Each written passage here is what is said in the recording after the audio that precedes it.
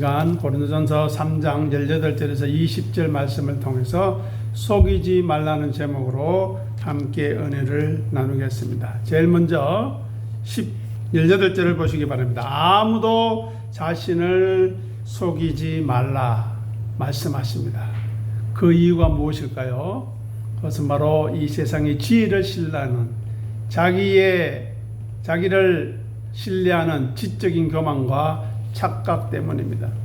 세상적인 기준과 하나님의 기준을 혼동하는 데에서 나오는 것입니다. 타락한 인간은 이 세상에서 지혜롭고 남을 이기는 성공적인 방식을 찾아 쫓아다니고 있습니다. 그것이 궁극적인 진리거나 영적인 차원에서도 통용될 것이라고 스스로 속입니다. 열심히 믿고 열심히 성경 공부하고 열심히 교회 참석하고 열심히 헌신하면 뭔가 된 것처럼 착각합니다. 아닙니다. 우리는 은혜로 행하는 사람입니다. 우리는 믿음으로 행하는 사람입니다. 우리는 감사로 행하는 사람입니다. 우리의 지혜와 능력으로 사는 사람이 아닙니다. 그래서 본문에서 말합니다. 이 세상에서 지혜 있는 줄로 생각하거든. 이것은 인간이 가지고 있는 자신의 이성과 철학과 처세술 등을 절대화하는 태도를 꼬집는 말입니다. 왜냐하면 타락한 본성은 스스로를 꽤 합리적이다, 지혜롭다, 나는 옳다, 나는 똑똑하다 생각하고 여기겠지만 그것은 철저히 세상이라는 이 육체라는 유한한 테두리 안에서만 작동하는 불완전한 잣대에 불과하다는 것을 그들은 생각하지 못하는 것입니다. 왜냐하면 영적이고 진리에 관해서는 무감각하기 때문에, 소경이기 때문에, 듣지 못하기 때문에 그렇습니다. 다음으로 자신의 지적인 한계와 영적인 무지를 인정하지 않는 교만 때문입니다. 인간이 자기 자신을 가장 강력하게 속이는 도구가 무엇일 것 같습니까? 그것은 바로 지적인 자만심입니다. 영적인 자만심입니다. 그래서 고린도 교회 안에는 당시 헬라 철학이나 수사학을 바탕으로 자기 경험과 지식을 바탕으로 자신이 다른 사람들보다 영적으로나 지적으로 우월하다, 훨씬 더 낫다고 생각하는 교만이 자리 잡고 있었습니다. 그래서 자신이 성경의 진리를 판단할 수 있는 위치에 있다고 믿거나 다른 사람을 판단할 수 있다고 생각하거나 또 인간의 이성으로 모든 것을 깨달을 수 있다고 맹신할 때, 자기밖에 모를 때 그 사람은 깊은 자기 기만에 빠지게 되는 것입니다. 그런데 그 사실을 모릅니다. 그것이 죄의 가장 큰 특징입니다. 무지입니다. 가르쳐줘도 모르고 스스로도 알지 못합니다. 성령님의 역사와 은혜를 의지하지 않고 자기 중심성을 벗어나지 못하면 자기는 이미 충분히 알고 있다고, 나는 똑똑하다고, 나는 언제나 옳다고 확신합니다. 그리고 자기 지적인 능력을 자기의 가치라고 생각하며 살아가고 있습니다. 하지만 그것은 자기를 속이는 것입니다. 왜냐? 진리를 모르기 때문에, 예수를 모르기 때문에 그렇습니다. 다음으로 하나님의 십자가 은혜를 피하려는 방어 기제가 있기 때문입니다. 인간은 하나님의 참된 지혜인 십자가 앞에 서게 되면 철저히 자신이 무능력하고 파산된 죄인임을 인정해야 합니다. 그러나 타락한 인간은 이것을 가장 수치스러워하고 그 더럽고 추한 그 진실을 직면하기를 싫어하고 외면합니다. 그래서 스스로가 나는 꽤 괜찮은 존재이지, 내 스스로의 힘으로 구원과 깨달음을 이룰 수 있는 지혜로운 존재이지 라는 그럴듯한 환상을 자기 스스로 만들어가면서 자기 성 안에 갇혀서 스스로를 속이는 것입니다. 그래서 사도 바울은 이 지독한 자기 기만에서 벗어나는 방법을 제시하는데 바로 어리석은 자가 되어라, 미련한 자가 되어라고 역설합니다. 이 역설을 이해해야만 성경을 이해할 수 있습니다. 이것은 문자적으로 바보가 되라는 말이 아닙니다. 세상에서 지혜롭다고 여기는 자기의 이성적인 교만과 자기 신뢰를 십자가 앞에 내려놓으라는 것입니다. 그런데 인간이 스스로 할 수 있습니까? 없죠. 은혜를 받아야만 가능합니다. 믿음을 선물로 받아야만 가능한 것입니다. 그래서 세상의 눈에는 자신이 죄인임을 고백하고 눈에 보이지 않는 예수님의 십자가를 의지하는 것이 참으로 미련하고 어리석어 보입니다. 거짓말하는 것처럼 보입니다. 사기치는 것 같습니다. 하지만 그 인간적인 수치를 감수하고 자신의 한계를 인정할 때 비로소 자기의 기만이 깨어지고 참된 진리를 깨닫는 진짜 지혜로운 자가 될 수 있음을 성경은 말하고 있고 예수님이 그러한 삶을 사셨습니다.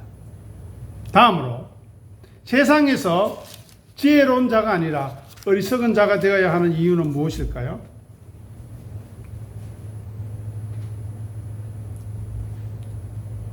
그것은 철저히 복음적인 관점에서 인간적인 지식과 교만을 내려놓는 태도를 말합니다. 왜냐하면 참된 지혜는, 하나님을 아는 지혜는 그것을 받기 위해서는 자기의 어리석음을 알아야 하기 때문입니다. 그래서 9절 후반절을 보면 뭐라고 이야기합니까? 그리하여야 18절 마지막에 보십시오. 지혜로운 자가 되리라 말씀합니다. 생각해 보십시오. 잔에 밥그릇에 이미 세상 것으로 가득 차 있으면 새로운 것을 담아낼 수가 없습니다. 새 부대가 준비되어야 합니다. 그런데 많은 사람들이 자신은 똑똑하다고 생각합니다. 스스로의 힘으로 세상의 모든 것을 알고 있다고 생각합니다. 하나님조차 알고 있다고 생각합니다. 아닙니다. 믿는 사람 안에는, 그렇게 믿는 사람 안에는, 그런 지적인 교만 있는 사람 안에는 영적인 진리가, 예수의 십자가가 들어갈 공간이 없는 것입니다.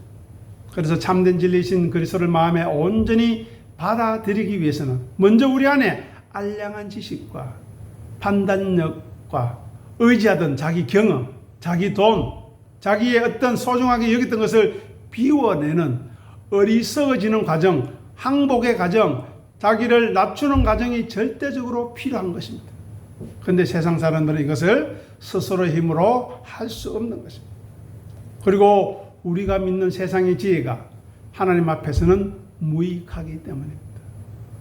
그런데 타 종교에서는 이 땅에서 어떻게 사느냐에 따라서 극락이, 천국이 주어진다고 이야기합니다. 그럴 수가 없습니다.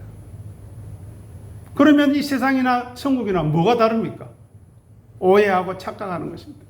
우리는 이 땅에서 합리적이고 처세에 능하다고 생각하는 그 세상적인 잣대는 구원과 영적인 관점인 하나님 앞에서는 턱없이 헛되고 무의미한 것입니다. 그래서 우리가 어리석은 자가 되어야 하는 이유는 우리가 평생 걸고 의지해온 인간적인 이성과 경험들이 실상은 하나님 앞에서, 진리 앞에서 전혀 쓸모없다는 영적인 현실을 그대로 인정해야 하기 때문입니다. 다음으로 가장 역설적이고 미련해 보이는 십자가만이 우리를 구원할 수 있기 때문입니다. 세상에 그 무엇으로 우리를 구원할 능력이 있는 것이 있습니까? 누굽니까? 세상의 위인입니까? 돈입니까? 패권국입니까? 군사대국입니까? 도대체 무엇입니까? 없습니다. 그런데 고린도 교회 시대나 지금이나 세상의 철학과 이성으로 볼 때 힘없이 무기력하게 십자가에서 처형당한 예수 십자가의 사건이 인류를 구원한다? 어떻게 생각하겠습니까? 지독하게 미련한 이야기로 보이는 것입니다. 세상에서 스스로 똑똑하다고 하는 사람들은 결코 이 미련한 십자가의 방식을 수용할 수가 없습니다.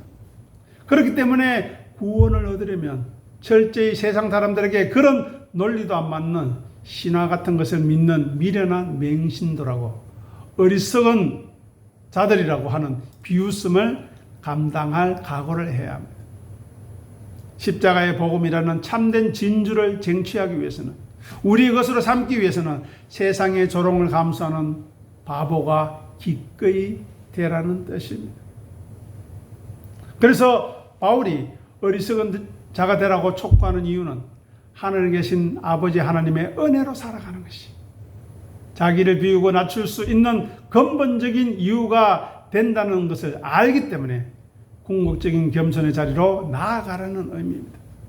우리가 우리의 지혜로 우리 자신을 죄에서 구원하거나 죽음에서 자유롭게 하거나 내세의 일을, 천국의 일을 깨달을 수 없다는 타락한 인간의 불완전함, 어리석음을 철저하게 고백할 때 우리는 인간적인 자기 기만에서 벗어나서 비로소 하나님께서 십자가를 통해 열어두신 생명의 길을 온전히 신뢰하는 진정한 지혜자가 될 수 있는 것입니다.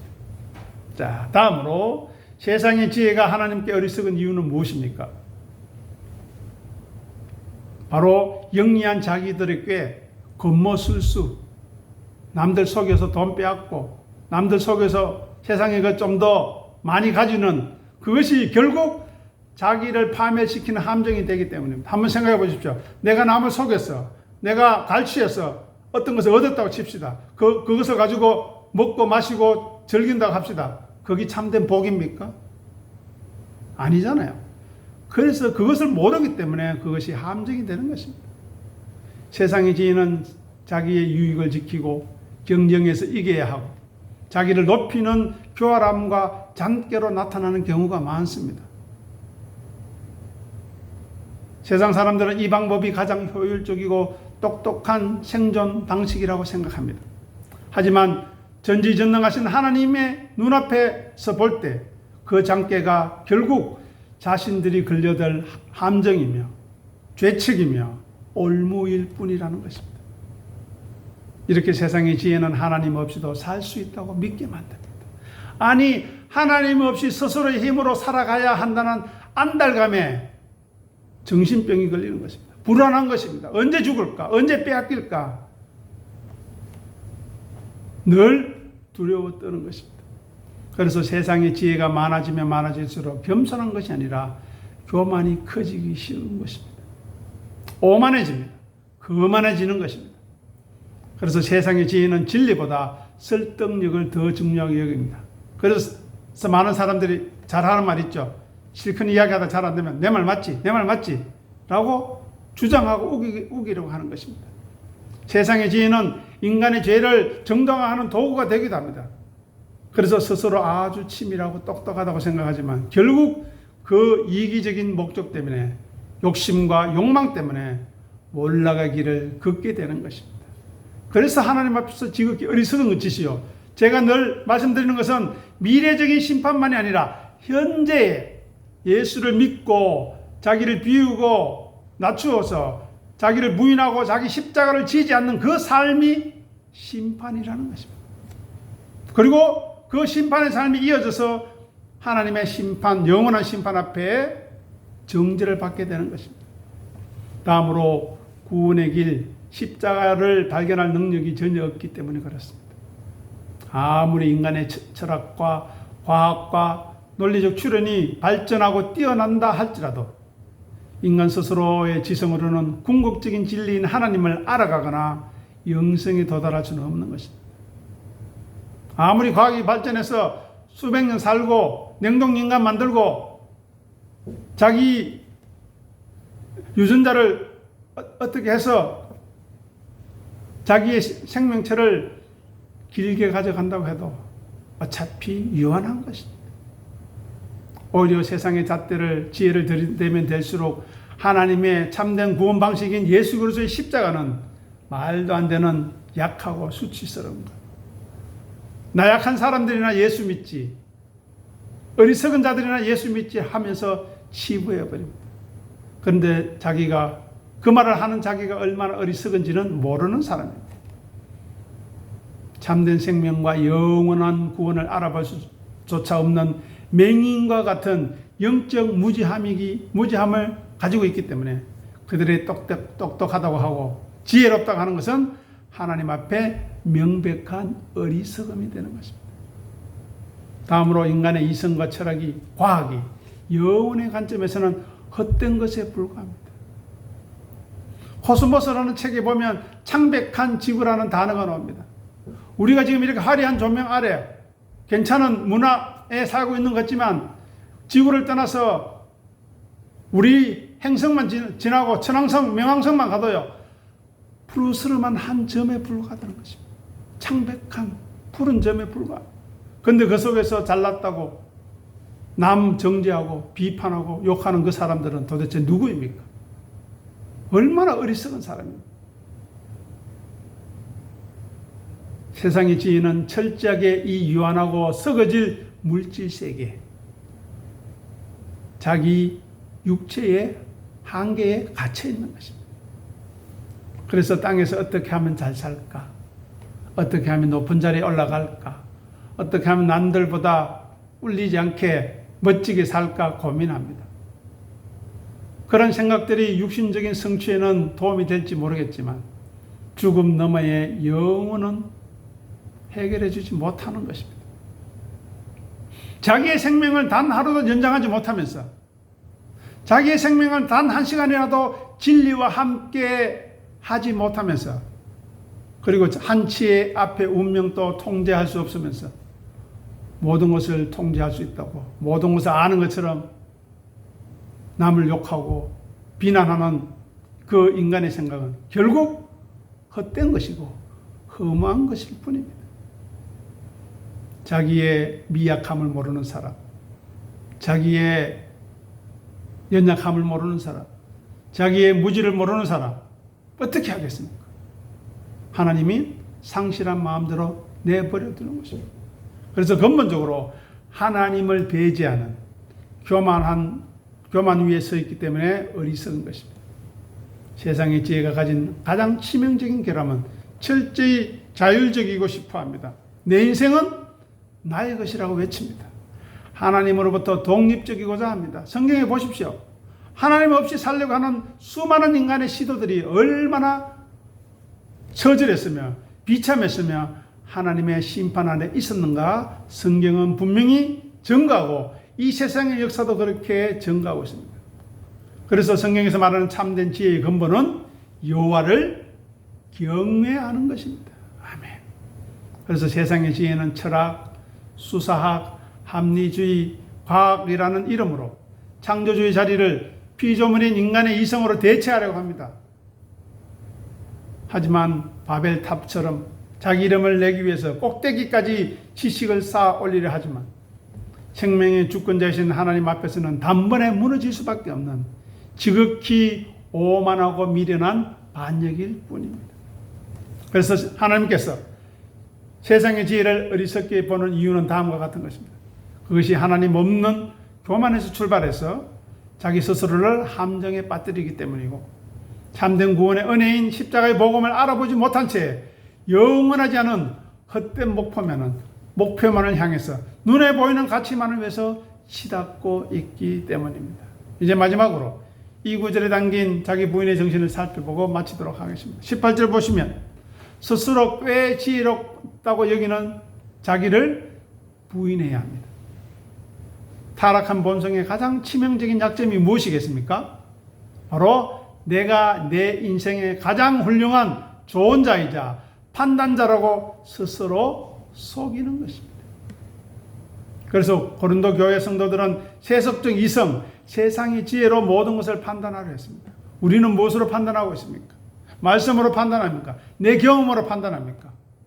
어떻습니까? 그래서 바울이 어리석은 자가 되라고 이야기하는 것은 곧 완벽한 자기 부인의 명령인 것입니다. 나의 영리함, 나의 처세술, 나의 경험적 판단력 등 내가 이제까지 평생 자랑스럽게 여기고 신뢰해왔던 나 자신에 대해서 철저히 사형 선고를 내리라는 것입니다. 다음으로 나의 생각이 헛된 것임을 철저히 고백하는 항복이어야 한다는 것입니다. 바울은 세상 지혜가 자기 꾀에 빠지게 하는 것이라고 19절에서 말합니다. 그리고 그 생각은 헛것이라고 20절에서 선언하고 있습니다. 하나님 앞에서는 내가 쥐어 짜낸 최고의 계획이나 이성적인 결론도 그저 이기적이고 공허할 뿐입니다. 하지만 자기 부인은 내 삶을 구원할 어떤 답도 내 안에는 나올 수 없음을 철저히 절망하며 깨닫는 것에서부터 시작하는 것입니다. 그래서 이렇게 고백해야 합니다. 주님, 내 생각은 헛것입니다. 이런 항복이야말로 진정한 자기 부인의 고백인 것입니다. 그래서 자기 십자가를 진다는 것은 예수 그리스도께서 가신 길을 나도 겸손히 걸으며 그분이 당하셨던 수치와 배척을 이 세상 속에서 기꺼이 감당하겠다는 선언인 것입니다. 다음으로 예수님을 따르기 위해 기꺼이 세상 사람들의 기준에 있어서 철저히 미련하고 상식 없는 사람처럼 조롱당할 각오를 하라는 뜻입니다. 왜냐하면 십자가는 당시의 로마인과 헬라인에게 철저히 미련하고 부끄러운 것이었기 때문입니다. 지금도 세상 사람에게 마찬가지입니다. 예수님의 가치를 붙잡기 위해 기득권과 인간적인 우월감을 내려놓고 세상의 시선으로 루저나 바보로 추락할 수 있는 그 수치로운 위치로 나아가는 것이 바로 나의 십자가를 지는 일입니다. 그래서 세상 지혜는 영리하게 계산합니다. 자기 이익이 어떻게 하면 극대화 될까 하는 방식으로 모든 일들을 생각하고 선택합니다. 세상에서 좀 영악하고 적당하게 속이거나 수단과 방법을 가리지 않고 목표를 이루는 것이, 자기 것을 잘 챙길 줄 아는 것이 처세에 뛰어난 인재라고 부르고 있지 않습니까? 하지만 십자가의 방식은 다릅니다. 십자가의 방식은 스스로 자기를 변호하지 않고 도살장으로 끌려가는 어린 양처럼 자신을 내어주는 철저한 무능력의 선택이었습니다. 나를 뜯어먹는, 나의 피를 흘리는 그들에게 나를 내어주는 거죠. 그런데 어느 인간이 그렇게 할 수 있겠는가 하는 것입니다. 오직 믿는 사람만이 할 수 있습니다. 그래서 이 세상의 영악함을 거스르고 때로는 불이익과 실패를 기꺼이 끌어안으면서 십자가의 삶, 낮아짐과 희생을 지고 살아가는 것이 바로 십자가를 짊어진 삶인 것입니다. 그래서 역설의 복음을 우리는 이해해야 합니다. 죽어야만 산다는 생명을 얻는 역설입니다. 잔이 비워져야만 생수가 채워지듯이 인간 스스로를 높이는 옛 자아가 이 땅의 가치, 지혜와 더불어 함께 십자가에 못 박혀 죽을 때에, 자기 십자가를 질 때야만 비로소 참 생명이자 참 지혜이신 예수 그리스도의 통치가 임하고 그 나라가 이루어지는 것입니다. 그때야만 세상을 분별하는 통찰력을 얻고 진정한 하늘의 지혜자로 다시 살아나게 되는 것입니다. 그래서 오늘 함께 나누었던 고린도전서 3장 18절에서 20절의 말씀은 십자가 복음이 지닌 핵심 원리를 우리의 이성이나 철학이나 자랑이나 경험이나 판단 기준의 영역에까지 날카롭게 들이대는 영적인 수술대이고 수술칼인 것입니다. 우리에게 육적인 영리함을 포기하고 복음을 위해 비난을 무릅쓰는 자리로 담대히 나아가도록 우리를 초대하고 있습니다. 그 초대에 주님, 저도 그 자리에 함께 있을 수 있도록 도와달라고 하는 귀한 은혜의 사람으로 살아갈 수 있게 되기를 간절히 소원합니다. 기도하겠습니다. 아버지 하나님, 은혜를 감사합니다. 우리의 어리석음을 알게 도와주시옵소서. 우리의 가진 지혜와 우리의 가진 생각과 우리의 경험이 얼마나 하나님 앞에서 어리석은 것인지 알게 하시고 스스로 우리 자신을 속이지 않는 믿음의 사람이 되어 줄 수 있도록 도와주시옵소서. 주님, 우리가 이 땅에서 가지고 있는 것, 내가 내 것이라고 생각하는 것, 그리고 내가 쌓은 경험들, 그 어떤 것이 하나님 나라의 보탬이 되겠으며 하나님의 통치에 도움이 되겠습니까? 개미 수억 마리가 진수성찬을 우리에게 가져온들 도대체 그것이 무슨 의미가 있겠습니까? 그 무기력함과 불가능함을 말씀 앞에서 확인하고 항복하게 하시고 회개하게 하심으로 오직 우리를 사랑하시고 우리를 위해 십자가에 죽으신 예수 그리스도의 은혜만이 우리의 삶 가운데 역사하도록 도와주시옵소서. 예수 이름으로 오시고 하늘에 계신 우리 아버지께로부터 나오시는 진리의 성령님의 역사하심만이 우리의 삶에 나타나게 하시옵소서. 그래야 나의 나된 것은 오직 하나님의 은혜임을 고백하는 귀한 주의 종들로 굳게 세워 주시옵소서. 감사하며 우리 주님 예수 이름으로 간절히 기도드립니다. 아멘.